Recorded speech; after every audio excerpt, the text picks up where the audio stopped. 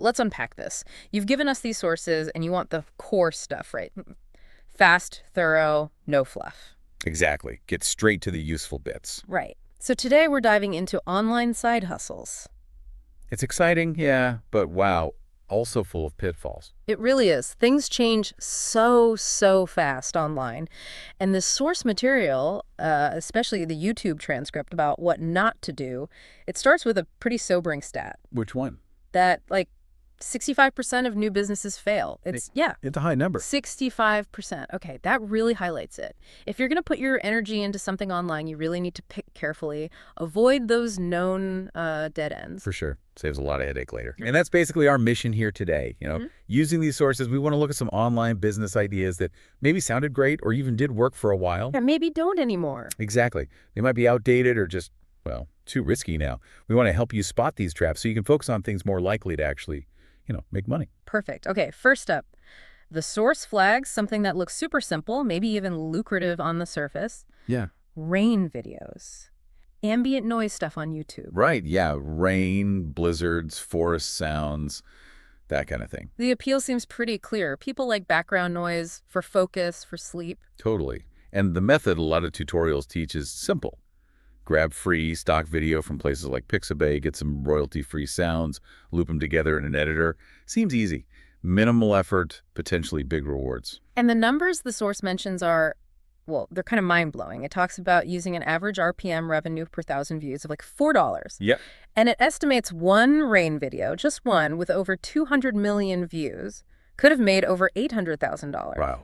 $800,000. And another one mentioned 26 million views. Those numbers are huge. So why on earth would you avoid something with that kind of potential? That's the big question. That is the question. And the answer, well, it gets interesting. It boils down to YouTube changing its rules. Specifically, their reuse content policy and their repetitious content policy. Okay, yeah, YouTube's rules.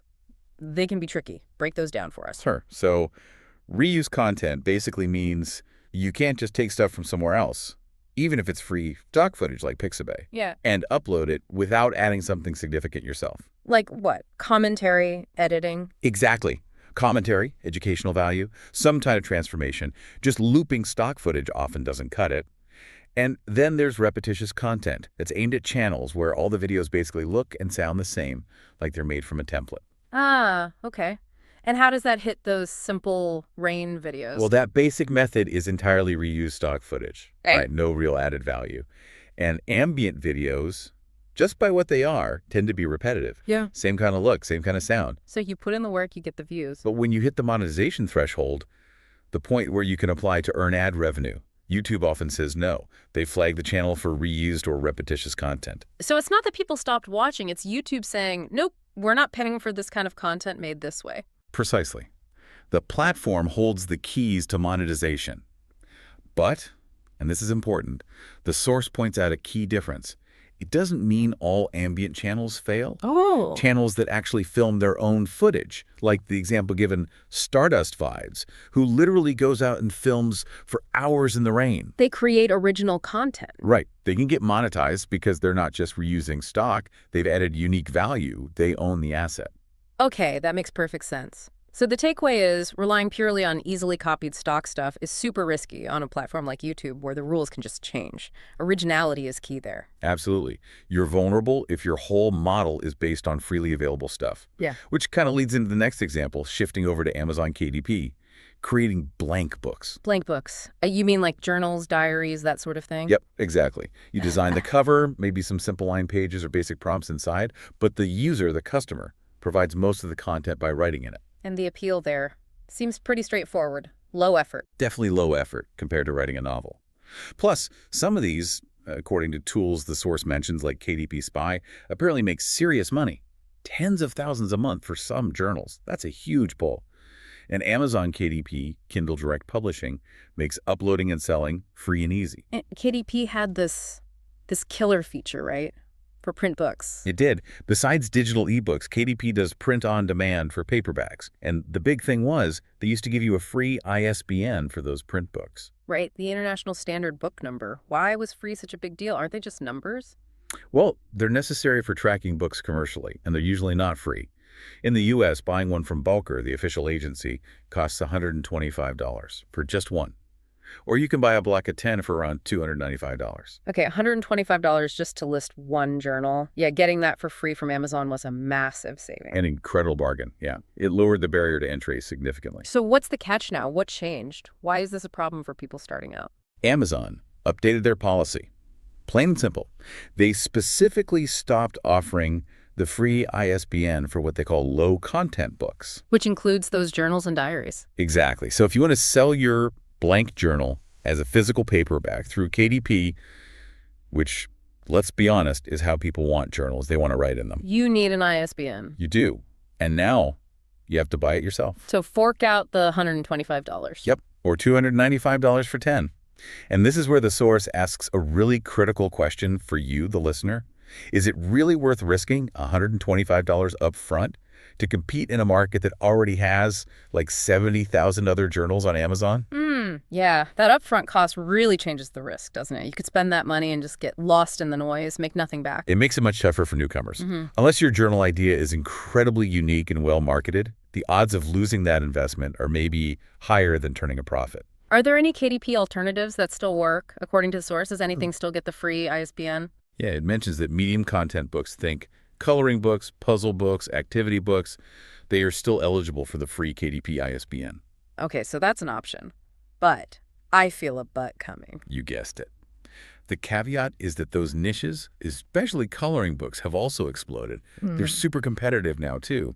The source mentions over 60,000 adult coloring books on Amazon and over 60,000 kids ones as well. Wow. So even if you dodge the ISBN cost, you're still facing massive competition. Right. So the advice from the source, if you're considering KDP at all, niche down, hard. Find a smaller pond. Exactly. Do deep research, find those less saturated corners.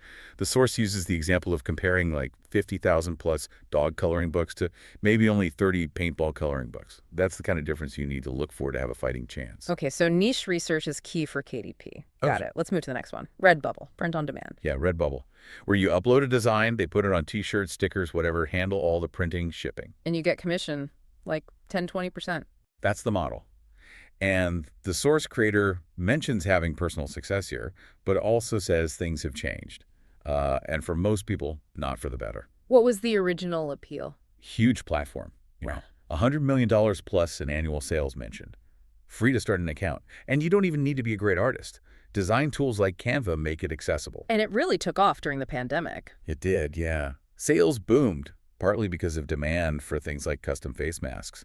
Lots of creators jumped in and did well then. So why is it tougher now? What changed? Well, a couple main things, according to the source. First, sales actually dropped year on year after that pandemic peak. Redbubble's own investor reports show that. The overall pie maybe got a bit smaller. Okay. And second, and this directly hits new sellers, Redbubble brought in an extra account fee, specifically for new sellers. A fee? Like you pay to join? No, not up front. It gets deducted automatically from any profits you make. So say you earn $10 commission on a sale. Redbubble takes a slice of that $10 as this fee before it gets to you. Ah, so new sellers just earn less per sale now? Effectively, yes. Less money for the same sale compared to before the fee. The source creator does acknowledge the company was probably struggling.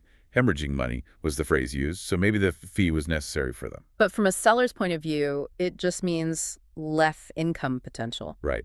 Cuts into your margins, especially when you're starting out. So if someone's looking at Redbubble today, what's the advice? Two key things from the source. One, keep your expectations realistic. Especially with the fee, this is likely just side income. Probably not going to replace your day job. Be okay with that if you jump in. And the second thing? Don't put all your eggs in the Redbubble basket. Upload your designs everywhere. Use other free print-on-demand sites too. Cafe Press, TeePublic, Zazzle were mentioned as examples. Spread your bets. Diversify. Makes sense. And what about people who are serious, who want that potential life-changing money from print on demand? The source suggests the path there involves taking more control, actually opening your own shop. Like on Etsy or Shopify. Yeah, Etsy, eBay, Shopify, places where you build more of your own brand and customer base. The creator mentions their own journey doing this, going from $0 to $4,000 a week, and points to resources they have on that strategy. It's a bigger commitment, but potentially much higher rewards than just relying on marketplace commissions. Right, shifting from just uploading designs to building an actual online store. Okay, one last example flagged by the source. AI-generated kids' story videos on YouTube. Ah, yes. The idea of using all these cool new AI tools, Like ChatGPT for the story. Midjourney or DALL-E for the pictures, AI voice generators for the narration. to crank out simple animated story videos for kids. And the appeal seems huge again, right? AI makes creation seem easy, and kids' content on YouTube can get insane view counts. The source notes it's often easier to get millions of views on kids' stuff because they rewatch videos constantly. Totally. Huge potential audience, seemingly easy production method, gets story from AI, pics from AI, maybe basic animation in Canva, AI voice.upload. Seems simple. So what's the roadblock? This is another massive platform policy impact. The source says FTC action has basically completely destroyed monetization for children's videos on YouTube. The FTC, the Federal Trade Commission. How did they get involved? They sued YouTube because of COPPA violations. That's the Children's Online Privacy Protection Act. It limits collecting personal data from kids under 13. Okay. And how does data collection link to making money on YouTube? Well, YouTube makes most of its ad money by showing personalized, targeted ads based on user data. Advertisers pay way more for those targeted placements. But because YouTube had to stop collecting that personalized data for videos marked made for kids. The value of the ads shown on those videos just tank. Exactly. The price advertisers are willing to pay plummeted, which means the revenue creators earn per view, the RPM, also plummeted. How low are we talking? The source says creators report RPMs anywhere from like 8 cents up to maybe 90 cents for kids' content, often averaging around 30 to 50 cents. Compared to the $4 average RPM for adult content we talked about earlier? Yeah, massive difference. So the source does the math. A kid's video gets 100,000 views. At a 40-cent RPM, that's $40 for 100,000 views. Wow. And even with AI, creating those videos isn't zero effort. The source estimates a simple 6-minute story needs maybe 36 different images. Right, generating dozens of good, consistent images, putting them together, maybe basic animation. It takes time. Earning just $40 for that. You can see why the source flags it as likely outdated for making real money. It also mentions that the kids' story channels that do make it big often have much better actual animation characters moving, talking not just static AI images. So is there any way AI story videos work, according to the source? 2 suggestions. Either invest in much more complex animation on top of the AI, or pivot. Target an adult audience instead. Use the same AI tools but for grown-ups. Exactly. The source gives an example. An AI-generated story video about Buddhism, clearly for adults. Over 3.1 million views.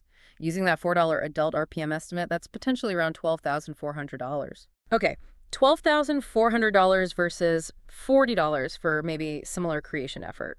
That really drives home the impact of those COPPA changes. The key takeaway seems to be AI tools are cool, but using them for kids' content monetization on YouTube is really tough now. Go for adults or add way more non-AI value. Definitely. All right, so stepping back from all these examples, what's the big picture lesson here from this deep dive? I think the main thing is just how fast things change online. Ideas that looked golden maybe just a couple of years ago can suddenly become, well, not viable, usually because of platform policy shifts, like YouTube's content rules or the COPPA thing. Or market changes like the KDP costs or Redbubble's fees and sales dip. Exactly. It's the platforms changing rules or the market getting saturated or costs going up. And understanding the why behind it is so important, right? Not just don't do rain videos, but why the stock footage approach is risky now. Understanding the policies, the market forces. Absolutely. Knowing why these specific things are flagged as problematic helps you avoid wasting your time, your energy, maybe even your money on strategies that are kind of set up to struggle right now.